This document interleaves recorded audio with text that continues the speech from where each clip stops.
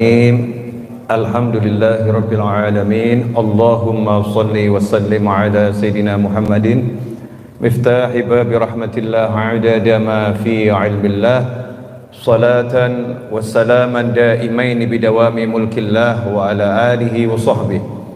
Allahumma salli ala Sayyidina Muhammadin salatan taftahu biha lana futuhal arifin wa tufaqihuna biha fid din wa ala alihi wa sahbihi. Allahumma salli ala Sayyidina Muhammadin ghina'i faqri wa hayati ruhi wa sururi qalbi wa najati fid dunya wal akhirah. Assalamu alaikum warahmatullahi wabarakatuh. Ya Nabi salam alaika,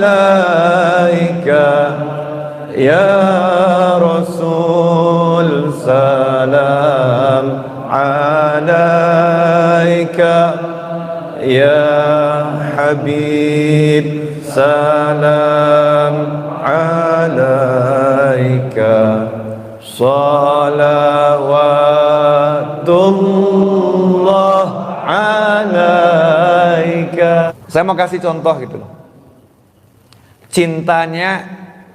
Cintanya sahabat pada Nabi Muhammad SAW. Gak usah banyak-banyak contoh, tapi insya Allah yang saya contohkan ini bisa menggugah kita. Dalam hadis yang sahih Bukhari, disebutkan di situ kalau Nabi Muhammad SAW itu berwudu, maka sahabat itu sudah berada di sekeliling beliau, mencari tetesan-tetesan wudhu Nabi SAW yang jatuh ke bumi. Kemudian sahabat terima dengan tangannya, terima dengan tangannya, terus diusap-usapkan ke tubuhnya sahabat. Kalau yang nggak dapat, maka minta tangannya temennya. Mana tanganmu tadi yang kena tetesan bekas wudhu Nabi SAW? Saya mau usapkan ke wajah saya, walaupun nggak ada airnya, tetap diusapkan. Apa ada orang yang dihargai oleh kekasihnya seperti itu? Mohon maaf ya Bu, suamimu cinta sama kamu kan Bu? Sejak menikah pernah enggak nungguin kamu wudhu, terus air bekas wudhumu diterima, diusap-usapkan ke wajahnya? Belas. Betul kan ya? Belas. Nabi Muhammad SAW, mohon maaf, mata nukhamatan qat. Tidak pernah Nabi SAW itu mengeluarkan nukhamah. Nukhamah itu bukan ludah, nukhamah, dahak. Tidaklah Rasul SAW mengeluarkan dahak. Tapi jangan dibandingkan dahak Nabi dengan dahak kita ya. Dahak kita menjijikkan, mengerikan. Kalau Nabi SAW itu namanya saja dahak, namanya saja keringat, namanya saja air seni, namanya ya dari tubuh beliau sama. Namanya sama, tapi bentuknya beda. Bentuknya beda. Baca itu di kitab Hayatus Sahabah dan kitab-kitab yang lain. Itu mohon maaf, air seni Nabi Muhammad SAW yang ditaruh di pespot kalau sekarang ya. Nah, dulu pakai botol gitu ya, pakai botol. Diambil oleh sahabiah, dikira itu air. Dikira air. Pertanyaan saya, sejak kapan kita nggak bisa membedakan air sama air seni? Jawabannya adalah ketika memang air seninya tidak mengeluarkan aroma apapun. Betul ya? Dan itulah hebatnya, diminum oleh sahabiah. Kalau kita kan mesti betul kan ya? Ya karena yang diminum air seni. Tapi kenapa sahabiah menghabiskan satu botol? Karena memang tidak merasakan itu air seni. Disinilah dalil yang sangat kuat. Semua yang di tubuh Nabi SAW itu jangan kamu samakan dengan yang di tubuh kita. Muhammadun basyarun wa laysa kal basyari bal huwa yakutuhu wan nasu kal hajari atau kama qala asyair. Allahumma shalli alaihi. Nabi Muhammad SAW itu manusia, tapi nggak sama dengan manusia yang lain. Namanya saja manusia, punya keringat, punya darah, punya tulang, punya daging, bisa merasakan sakit, bisa terluka, bisa bersedih, bisa menangis, bisa ketawa. Manusia, tapi nggak sama dengan manusia manapun. Kenapa? Beliau adalah intan berlian permata, yang lain batu kali. Bisa disamakan? Nggak bisa. Makanya kita jangan asal ngomong, nanti dulu, jangan ukur Nabi dengan dirimu, beda. Perbedaannya nggak bisa diukur dengan alat ukur model model apapun. Air seni Nabi SAW diminum sahabiah. Darah Nabi Muhammad SAW sahabat disuruh buangkan, diminum. Ketika Nabi terluka, ada sahabat yang kemudian mengambil, disedot. Disedot itu luka Nabi oleh sahabat. Darahnya diambil, biar nggak kuat darah lagi, disedot, diminum. Maka Rasul mengatakan, tubuh yang bercampur di dalamnya dengan darahku tidak akan disentuh oleh api neraka. Coba kalau campur darah kita, tambah mungkin katut merokok. Kenapa? Darah kita ini darah ngeri, haram halal gak jelas nyampur jadi satu. Padahal di hadits disebutkan kululah minna bata minal haram fannaru aula bih. Setiap daging yang tumbuh dari yang haram itu lebih layak disiksa api neraka. Makanya kalau cari donor darah yang milih-milih. Nah, kalau ada ustadz cari donor darah milih-milih, jangan kemudian kamu nyinyir, sombong amat. Cari donor darah aja kok milih-milih. Ya milih-milih yang makanannya halal, yang takwa, yang ngerti, yang masuk tubuhnya halal. Jangan sampai nanti kita donor darah nggak jelas nih darahnya siapa, darah orang yang makan haram, minum haram. Tadinya kita rajin sholat, habis kena donor darah kok tiba-tiba malah sholat. Kenapa itu? Ya udah, darahmu sudah bercampur. Bukan saya nggak salah di mana? Nggak mau hati, nggak mau belajar, nggak mau cari ilmu. Kita harus hati-hati. Makanya Muslim yang baik jadi pendonor darah itu penting. Makanya setiap masjid itu seharusnya punya tim donor darah untuk masjid sekitar. Jangan cuma mikir pengajian toh, tapi dulurnya sakit nggak dipikir. Ya pengajian bagus, tapi prakteknya yang seperti itu harus difikirkan, karena ini hal yang sangat penting. Nah, ternyata Nabi SAW itu mengeluarkan dahak. Disebutkan dahaknya tidak pernah jatuh ke lantai, tapi langsung ditangkap oleh sahabat. Dan mereka semua berebutan itu seperti orang yang lagi demo, kemudian saling senggol-senggolan, dorong-dorongan, karena berebut pengen dapat bekas dahak Nabi Muhammad SAW. Kemudian yang dapat diusap-usapkan sekujur tubuhnya. Ini cinta. Kalau kita punya cinta sama Nabi seperti apa? Tambah sekarang ada orang nyinyir orang yang cinta sama Nabi. Jangan lebih mencintai Nabi, Masya Allah. Jangan berlebih-lebihan mencintai Nabi Muhammad SAW. Jangan muji-muji Nabi berlebih-lebihan. Anehnya luar biasa. Nah, coba kalimat itu disampaikan kepada orang yang muji istrinya berlebih-lebihan. Kira-kira dimakan enggak sama istrinya itu? Ada laki-laki lagi ngomong sama istrinya, cinta, tanpamu hidupku tak ada artinya. Jika engkau tiada, maka aku ingin menyusul ke alam baka sana. Apalah artinya dunia dan segala isinya kalau engkau tak ada di sampingku. Wah, istrinya lagi seneng-senengnya ini. Wah, dia mencintaiku luar biasa. Ada yang komentar, jangan lebih. Kira-kira sebel enggak itu? Apalagi ada yang komentar, itu musyrik loh ya, musyrik kamu, nggak boleh gitu sama istrimu, nggak boleh kamu ngomong gitu sama istrimu. Yang lain komentarin, ini orang nggak waras ini. Kenapa? Orang jatuh cinta kok dibilang lebih. Semua orang juga tahu itu namanya bahasa cinta, bukan menyekutukan Allah Subhanahu wa Ta'ala. Jadi orang jatuh cinta itu boleh ngomong seperti itu, boleh ngomong kalau nggak ada kamu hidupku rasanya sepi, boleh. Di hati dia tetap mengatakan Allah segalanya. Tapi itu ungkapan cinta agar yang dicintai merasakan, saya ini dihargai. Nah, kalau kepada istri, kepada manusia biasa yang kita itu ucapan cintanya penuh kepalsuan, gak seperti kenyataan.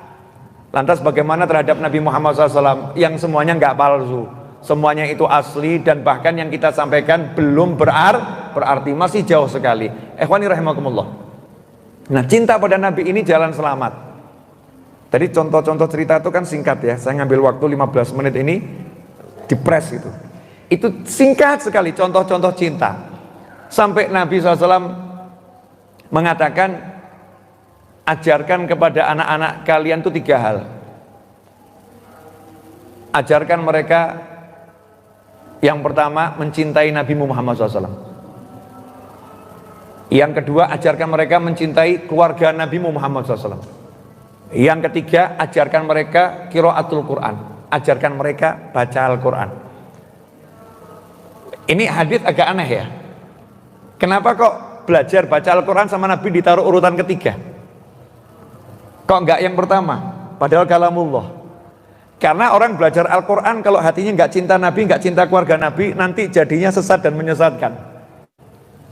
Nanti pakai ayat-ayat Al-Quran untuk mengganggu muslim yang lain. Pakai ayat-ayat Al-Quran untuk mengarang hukum-hukum yang enggak diajarkan Nabi Muhammad SAW.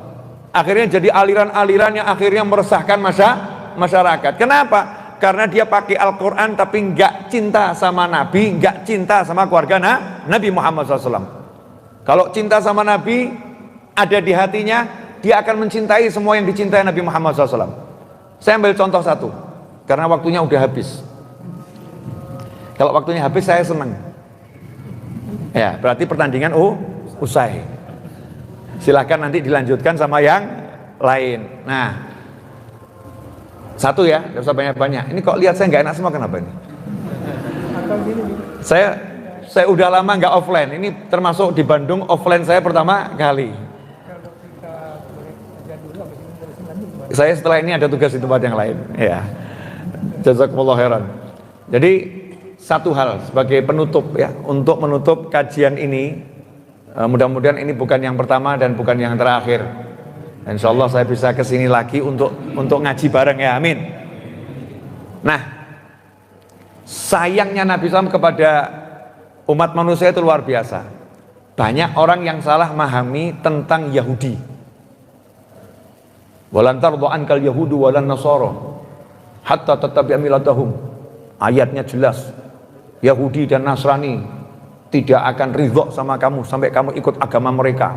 Dibawa ayat ini Al-Quran ya, dibawa ayat ini kemana-mana, dari satu mimbar ke mimbar yang lain. Orang diajari untuk benci Yahudi, benci Nasrani. Pertanyaannya, apakah betul Islam mengajarkan seperti itu? Apakah betul Nabi mengajarkan seperti itu SAW? Tidak. Loh, Al-Quran jelas kok, lakum dinukum waliyadin. Satu ayat ini udah membuktikan kalau Islam nggak pernah mengajarkan umatnya untuk mencemooh, mencela, merendahkan siapapun keyakinannya, apapun. Lakum dinukum waliyadin. Tapi kenapa muncul ayat ini? Muncul ayat ini karena Allah ngasih tahu Nabi Muhammad SAW ada oknum-oknum ya, yang saat itu Nabi sudah berupaya baiknya luar biasa, tapi nggak pernah diterima dakwahnya, sehingga Nabi sedih SAW. Sedih, kenapa dakwaku kok gak diterima sama mereka? Padahal Rasulullah udah menunjukkan yang terbaik. Maka sama Allah dijelaskan, ditenangkan. Itu ya, oknum-oknum itu tidak akan pernah bisa kamu puaskan kecuali kalau kamu ikut sama mereka. Begitu loh. Ya. Jadi jangan salah tafsir. Makanya sampai Nabi mencontohkan memperistri seorang Yahudiyah. Kalau Islam ini anti sama Yahudi, nggak mungkin Nabi memperistri seorang Yahudiyah. Bahkan Nabi mengambil pembantu seorang anak Yahudi, dan itu tetangga Nabi Muhammad SAW. Bahkan dalam sebuah riwayat ada seorang Nasrani ya datang ke kota Nabi Muhammad SAW. Saat itu Rasulullah lagi sholat, dan hari itu hari ibadahnya sang Nasrani. Maka Rasul mengatakan, kami sholat di sini, kamu ibadah di sana. Menurut ibadahmu di luar sana. Nggak dilarang, silahkan gitu ya. Tapi aku di sini. Nah kadang-kadang ini belajar ayat Quran tapi nggak belajar nabinya. Hasilnya ayat Al-Quran diterjemahkan menurut kepalanya sendiri. Ngerinya luar biasa.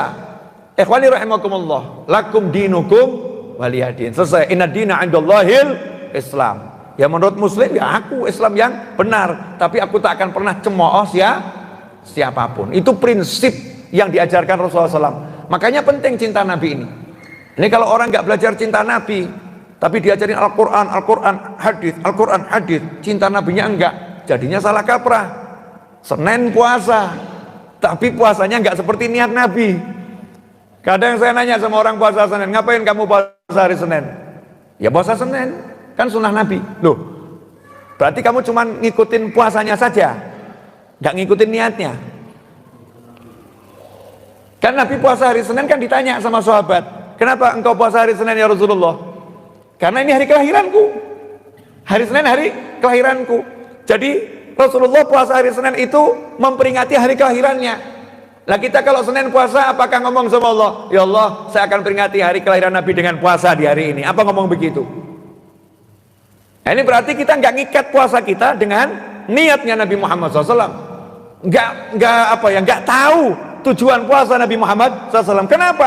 Karena nggak belajar nabinya, nggak kenal nabinya, sehingga nanti yang terjadi pemahaman menurut kepalanya sendiri dan itu mengerikan. Sebab ayat hadis itu bisa multi tafsir, ya multi tafsir. Semau-mau orang yang menafsirkan. Nah, biar kita ini selamat, makanya kita harus ajarkan cinta pada Nabi Muhammad SAW. Seperti orang-orang dulu mengajarkan keluarganya cinta pada Nabi Muhammad SAW. Yuk kita mulai malam hari ini dengan banyak sholawat. Ya, dengan banyak sholawat. Ajari anak-anak kita untuk sholawat.